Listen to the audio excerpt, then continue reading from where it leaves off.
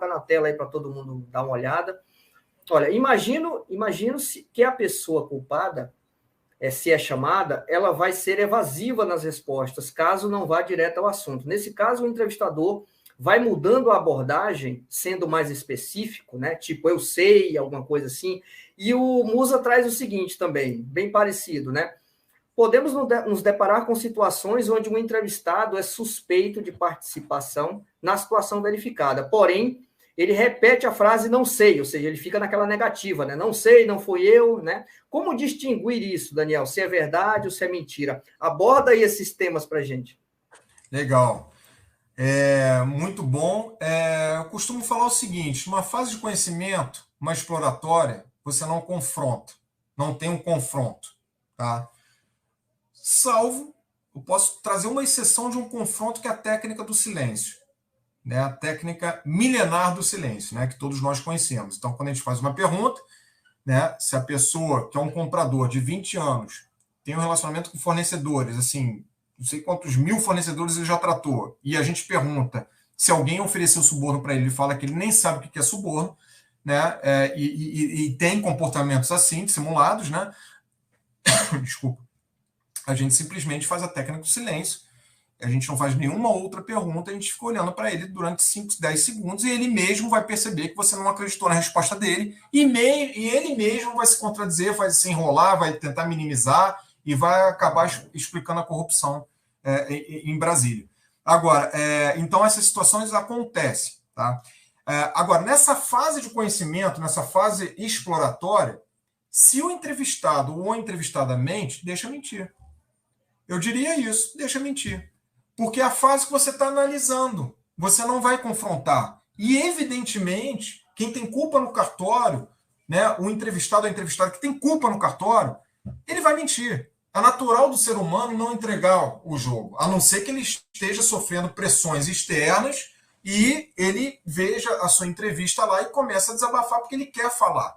Então, mas, do contrário, via de regra, a tendência do ser humano é mentir, é omitir, é se defender, por uma série de razões. Medo, vergonha, né, retaliação, não conseguir falar a verdade, minimiza o ato. Então, assim, ele vai mentir. E ele vai mentir. E a gente quer que ele minta nesse primeiro momento, porque claro que a gente quer a verdade. Se a confissão vier numa fase de conhecimento, ótimo, acabou o caso, acabou a entrevista. Você vai explorar o máximo para entender aquele assunto.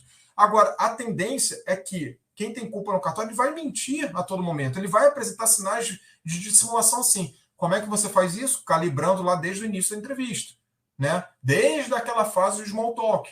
A fase do small talk serve para você perceber, pelo menos naqueles 3, 4 minutos, como aquela pessoa gesticula, como ela fala, qual é o tom de voz, né? E isso ela vai trazer o quê? Padrão de comportamento. No momento da entrevista, que não é, na verdade, o início da entrevista, mas essa small talk, essa fase de small talk, é justamente para você balizar o comportamento de linguagem verbal e não verbal da pessoa, e é o padrão dele de comportamento. Né? E é o padrão dele de comportamento no momento que ele tende a falar a verdade. Porque eu costumo abordar muito o clima, o trânsito, qual cidade que a pessoa mora, vive, se ela já visitou o Rio de Janeiro. Então, ela tende a falar a verdade, pelo menos naquele momento. Então, eu quero perceber que quando ela fala a verdade, como é que ela reage? Como é que ela traz a linguagem verbal, a linguagem corporal, o tom de voz?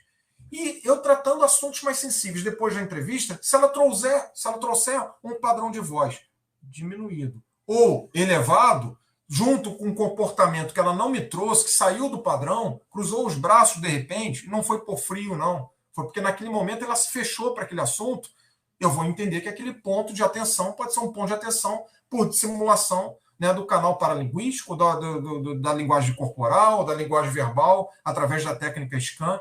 Enfim, isso vai me ajudar a entender essas breves dissimulações. Então, não sei, não me recordo, né, colocar culpa na memória por situações marcantes é difícil, né, as pessoas esquecerem situações marcantes. Então, assim, a gente tem técnicas de análise verbal e corporal para a gente considerar quando a pessoa dissimula para a gente. E, nesse momento, ela vai apresentar essas dissimulações.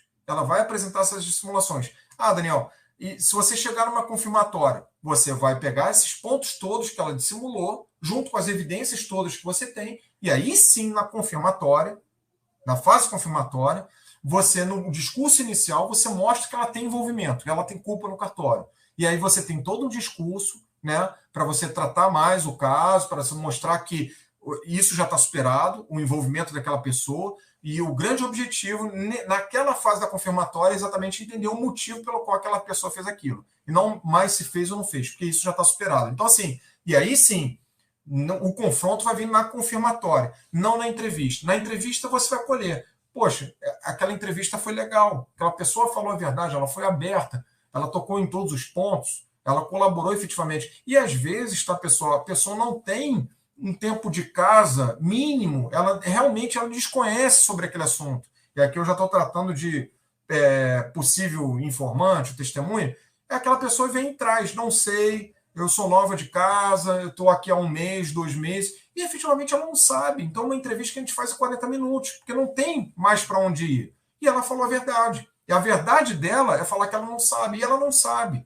Tá? Agora, diferentemente do não sei, quando é um não sei dissimulado, da pessoa que tem culpa no cartório, da pessoa que às vezes a gente até tem dúvida, mas você analisou que aquela pessoa não foi assertiva naquele ponto, que ela preferiu esconder para preservar o colega. Então, ela omite informações. Então, a gente pode considerar um parcial transparente. Então, existem inúmeros fatores pelos quais as pessoas podem mentir e elas vão mentir nesse primeiro momento. E a gente não vai confrontar. A gente confronta no final, numa fase de confirmação.